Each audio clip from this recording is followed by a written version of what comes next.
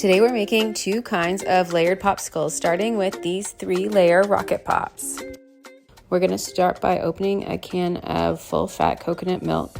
We're going to blend it in our blender just to make sure it's nice and smooth.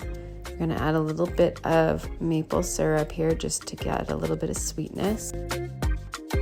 If you like it on the sweeter side, feel free to add more. Once your coconut milk is smooth, we're going to divide it into 3 bowls for our 3 different layers. You don't need to measure it here unless you really want to. You can just eyeball it to about 3, approximately the same amounts. Then we're going to put 2 of these bowls aside while we work on the first layer.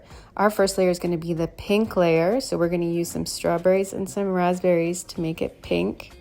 If you don't like the tartness of raspberries, feel free to swap them out for all strawberries, but we added the raspberries for the extra pop of color, but again, feel free to substitute if you like.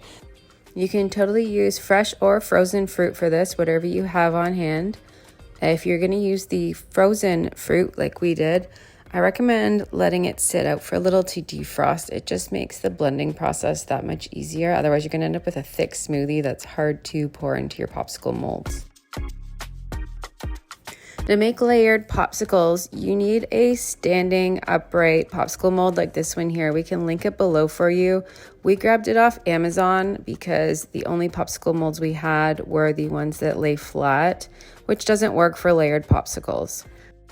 So we're going to pour our pink layer out into our popsicle molds. You want to fill it about 1/3 of the way up. Because it's not filling it super full, we are going to wait and we're not going to put our popsicle sticks in yet, just because there isn't a whole lot of liquid for it to be submerged in.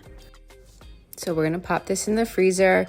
After about 20 minutes, it's solid enough that we can add our next layer, which is the coconut milk. So we're going to divide that up and fill it another 1/3 of the way up. So we're going to fill it to about 2/3. And then we are going to put in our popsicle sticks with this layer.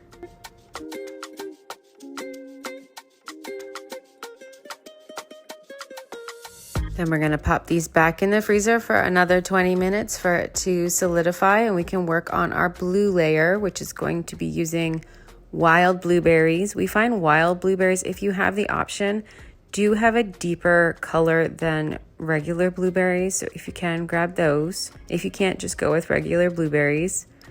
Add your coconut milk, and then we're going to get a bit of blend. And an option here, we had it on hand, but don't worry if you don't, you can skip it. We had blue spirulina, so we added a teaspoon of blue spirulina kind of to deepen the color, but you'll see right here it doesn't do very much. It just makes it a little bluer of a purple color. It doesn't make it blue. So you can leave that out. We're going to divide it into our popsicle molds now. You can see we let these sit for 20 minutes, which wasn't quite enough because one of our popsicle sticks does come out. If that happens to you, no worries, just pop the stick back in. Once we pour the blue-purple layer on, we're going to freeze this more than 20 minutes, up to 2 hours, so they're nice and solid to pop out. You don't want to be popping them out too early, or they can break apart, or the stick can come out when you're pulling on it.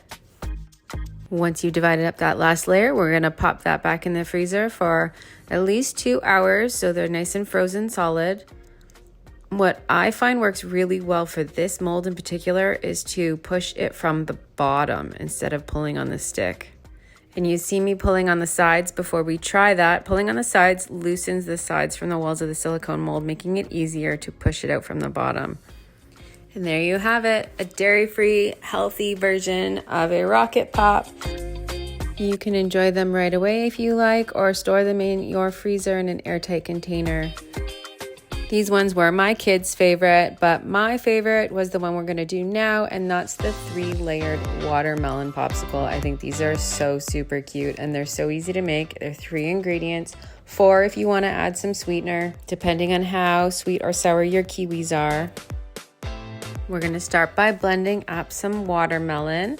You don't have to cut it as finely as we did. You're just going to toss it in the blender and run it till it's smooth. Then we're going to pour it most of the way up in your molds.